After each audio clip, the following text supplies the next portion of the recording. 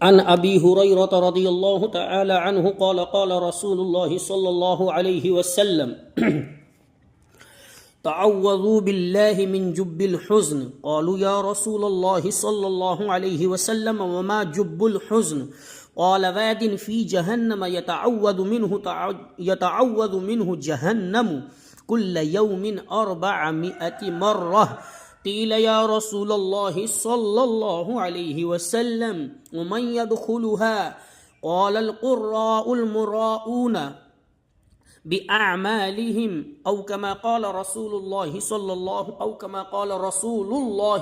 الله عليه وسلم رواه الترمذي او كما قال رسول الله صلی اللہ علیہ وسلم۔ حضرت ابو ہریرہ رضی اللہ تعالی عنہ اس حدیث مصطفیٰ کے راوی ہیں۔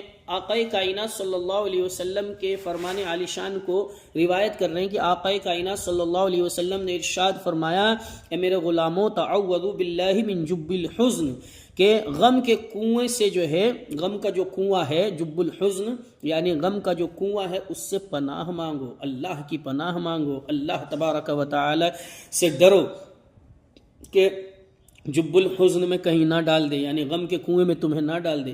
صحابہ نے عرض کیا، یا رسول اللہ صلی اللہ علیہ وسلم وما جب الحزن، یہ غم کا کنواں ہے کیا؟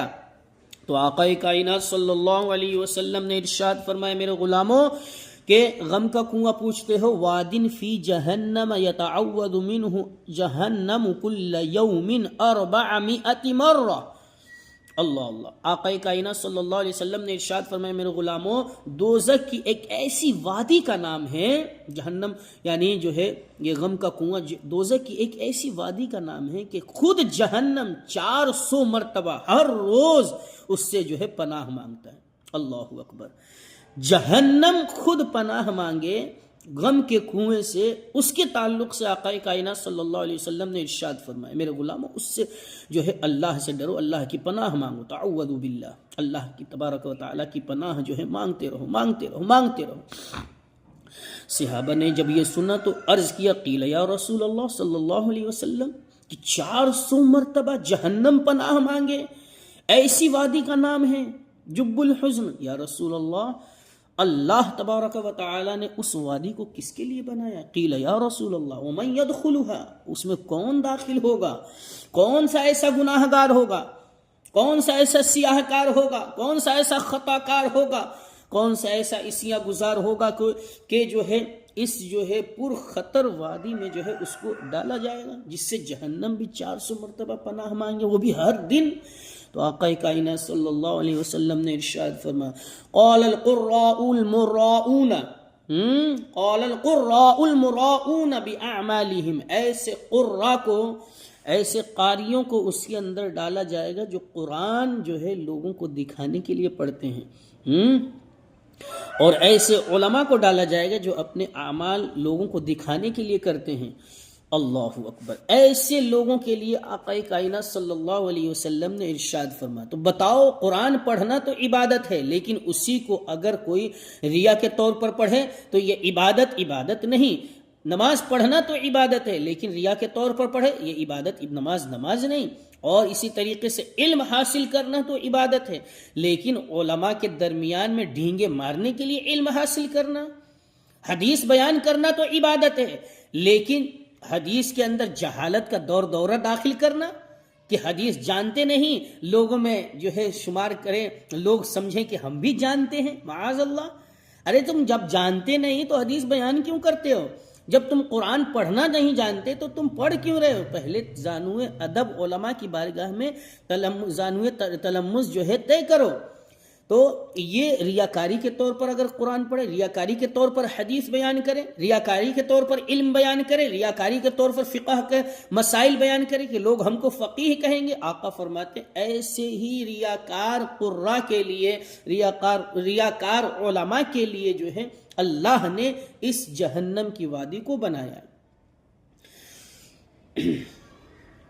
اللہ اکبر، آقا کائنات صلی اللہ علیہ وسلم کی اس حدیث کا مطلب، رزلٹ اور جو ہے خلاصہ یہ ہوا کہ وہ عالم اور وہ قاری جو ریاکار ہیں اپنے اعمال لوگوں کو دکھاتے ہیں، وہ جہنم کی جو ہے بدترین گھاٹی میں جو ہے ان کو ڈالا جائے گا، ان کو عذاب دیا جائے گا۔ نمازیں پڑھتے ہیں تو لوگوں کو دکھانے کے لیے، عبادتیں کرتے ہیں تو لوگوں کو دکھانے کے لیے، علم طریقت، علم شریعت کی باتیں بتاتے ہیں تو ریاکاری کے طور پر، اور قرآن پڑھتے ہیں تو ریاکاری کے طور پر۔ قرآن پڑھتے ہیں تو یہ نیت ہوتی ہے کہ لوگ ہمیں کہیں گے کہ بہت اچھا قرآن پڑھتے ہیں، معاذ اللہ۔ تو یہ جو بھی ریاکار ہے، یہ تو صرف حدیث مصطفیٰ یہ جو ہے ہر ریاکار کے لیے خاص، ہر ریاکار کے لیے عام ہے۔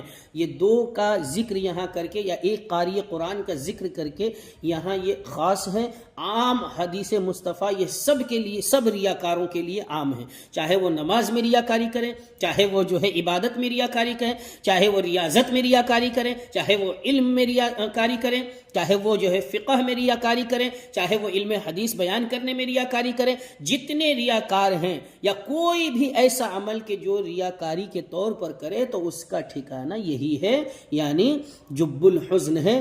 آقا کائنات صلی اللہ علیہ وسلم فرماتے تعوذوا باللہ من جب الحزن، اے میرے غلاموں جب الحزن سے اللہ کی پناہ مانگو، جب الحزن سے اللہ کی پناہ مانگو، جب الحزن سے اللہ کی پناہ مانگو۔ تو وہ لوگ کہ جو اس وادی کو بھولے بیٹھے ہیں، اس وادی کے بارے میں ابھی تک انہوں نے سنا نہیں ہے، اور وہ جو ہے خوش فہمی میں ہیں، اور وہ سوچتے ہیں کہ ہم کچھ بھی لکھ دیں گے تو ہم یہ ہم اپنے گمان میں، اپنے زوم میں سمجھتے ہیں ہم بہت بڑے عالم ہیں، معاذ اللہ۔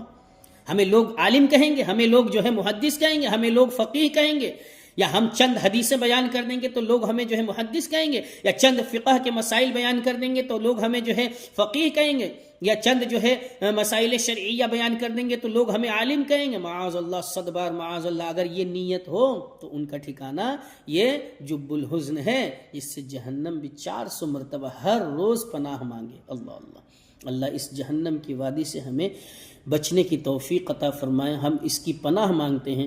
اللہم انا نعوذ بک من جب الحزن، اللہم انا نعوذ بک من جب الحزن، اللہم انا نعوذ بک من جب الحزن۔ اللہم ربنا تقبل منا انک انت السمیع العلیم وتب علینا انک انت التواب الرحیم۔